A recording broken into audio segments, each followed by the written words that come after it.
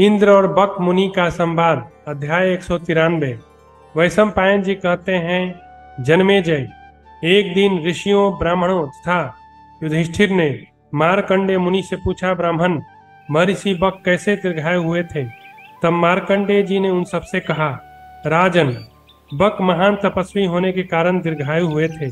इस विषय में कोई अन्यथा विचार नहीं करना चाहिए।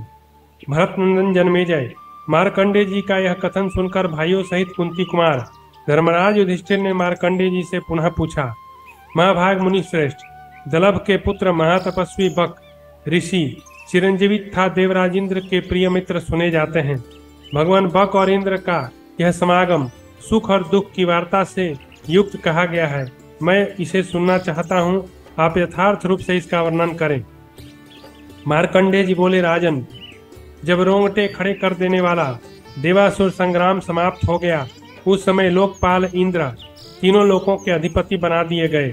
इंद्र के शासन काल में मेघ ठीक समय पर अच्छी वर्षा करते और खेतों की उपज अच्छी होती थी। सारी प्रजा रोग व्याधि से रहित धर्म में स्थित था, धर्म को ही अपना परम आश्रय मानने वाली थी। सब लोग बड़ी प्रसन्नता के साथ अपने अपने धर्मों में स्थित रहते थे। अपनी उन सारी प्रजा को आनंदित देखकर बलासुर के शत्रु देवराज इंद्र बड़ी प्रसन्नता का अनुभव करते थे। एक दिन की बात है, इंद्र ऐरावत हाथी पर आरूढ़ हो चैन से दिन बिताते हुए अपनी प्रजा को देखने के लिए भ्रमण करने लगे। राजन, विचित्र आश्रमों, नाना प्रकार की कल्याणकारिणी नदियों, समृद्धशाली नगरों, गांवों, जनपदों, प्रजा पालन कुशल धर्मात्मा नरेशों, कुओं, पौसलों, बावलियों, तालाबों था ब्रह्मचर्य प्राण श्रेष्ठ ब्राह्मणों द्वारा सेवित अनेकानेक सरोवर का अवलोकन करते हुए सत्क्रतु इंद्र एक रमणीय भूभाग में उतरे। राजन, परम सुंदर पूर्व दिशा में समुद्र के निकट एक मनोहर एवं सुखद स्थान में, जो बहुत से वृक्षों से घिरा था, एक रमणीय आश्रम दिखाई दिया, जहाँ बहुत से पशु और पक्षी निवास करते थे। देवराज इंद्र ने उस रमणीय आश्रम में जाकर बक मुनि का दर्शन किया।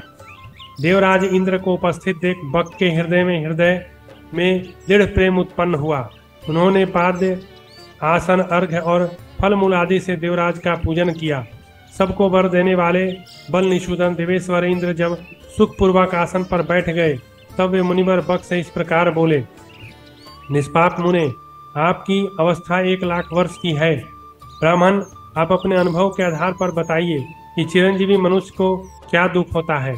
बक ने कहा, देवेश्वर, अप्रिय मनुष्यों के साथ रहना पड़ता है। प्रियजनों की मृत्यु हो जाने से उनके वियोग का दुख सहते हुए जीवन व्यतीत करना पड़ता है और दुष्ट मनुष्यों का संग प्राप्त होता है। चिरंजीवी मनुष्य के लिए ही महान दुख है।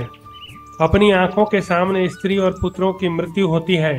भाई बंधु आदि जाति के लोगों और सुहृदों का सदा के लिए वियोग हो जाता है तथा जीवन निर्वाह के लिए दूसरों के अधीन रहकर उनके तिरस्कार का कष्ट भोगना पड़ता है। इससे बढ़कर महान दुख और क्या हो सकता है। निर्धन मनुष्य को जो दूसरों से तिरस्कृत होना पड़ता है, इससे बढ़कर महान कष्ट की बात संसार में मुझे कुछ देखने में नहीं जान पड़ती।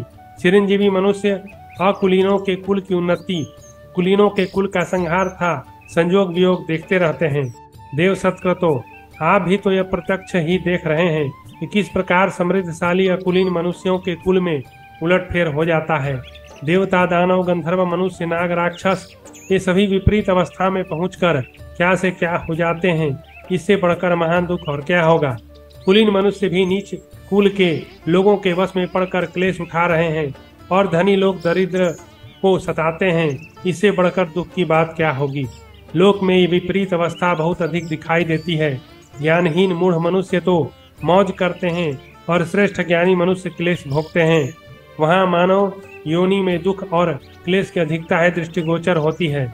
इंद्र ने पूछा, महाभाग, देवता तथा ऋषियों के समुदाय आपकी सेवा में उपस्थित रहते हैं। ब्राह्मण, अब मुझसे फिर यह बताइए कि चिरंजीवी मनुष्य को क्या सुख मिलता है। बक ने कहा, जो दिन के 8वें या 12वें भाग में अपने घर पर भोजन के लिए केवल साग पका लेता है, परंतु कुमित्रों की शरण में नहीं आता, उस पुरुष को सुख मिलता है। उससे बढ़कर सुख और क्या है। जहाँ दिन नहीं गिने जाते, जहाँ प्रतिदिन अन्न की प्राप्ति के लिए चिंता नहीं करनी पड़ती, वही सुखी है। उसे लोग अधिक खाने वाला अथवा पेटू नहीं कहते। इंद्र, जो अपने पराक्रम से उपार्जन करके घर में केवल साग बनाकर खाता है परंतु दूसरे किसी का सहारा नहीं लेता, उसे ही सुख कहते हैं। दूसरे के सामने दीनता न दिखाकर अपने घर में फल और साग खाकर रहना अच्छा रहता है, परंतु दूसरे के घर में सदा तिरस्कार सहकर मीठे पकवान खाना अच्छा नहीं। अतः दूसरे के आश्रित रहकर जीवन निर्वाह करने के संबंध में साधु पुरुषों का सदा से यही विरोध रहा है। जो पराया अन्न खाना चाहता है वह कुत्ते की भांति खून चाटता है, वह दुरात्मा और कृपण के वैसे भोजन को धिकार है। जो श्रेष्ठ देश सदा अतिथियों भूत प्राणियों तथा पितरों को अर्पण करके अर्थात बलि वैश्वदेव करके शेष अन्न स्वयं भोजन करता है, उससे बढ़कर महान सुख क्या है। देवेंद्र, इस यज्ञ शेष अन्न से बढ़कर अत्यंत मधुकर और कोई पवित्र भोजन नहीं। जो प्रतिदिन अतिथियों को देकर शेष अन्न से ही भोजन का काम चलाता है, उसके अन्न के जितने ग्रास अतिथि ब्राह्मण नित्य भोजन करता है उतने ही 1000 गौओं के दान का पुण्य दाता को प्राप्त होता है, तथा उसके युवा अवस्था में जो पाप हुए हैं वे सब निश्चय ही नष्ट हो जाते हैं। ब्राह्मण के भोजन कर लेने पर जो उसे दक्षिणा दी जाती है, उस समय उसके हाथों में जो प्रतिग्रह का जल रहता है उसे दाता पुनः उत्सर्ग के जल से सींचे। ऐसा करने से वह तत्काल सब पाप से छूट जाता है। इस प्रकार देवराज इंद्र बक के साथ ये तथा और भी बहुत सी उत्तम कथाएं वार्ताएं करके उनसे आज्ञा लेकर स्वर्गलोक को गए। इस प्रकार श्री महाभारत वन पर्व के अंतर्गत मार्कंडेय पर्व में ब्राह्मणों के महात्मा के संबंध में बक इंद्र विषयक 193वां अध्याय पूरा हुआ।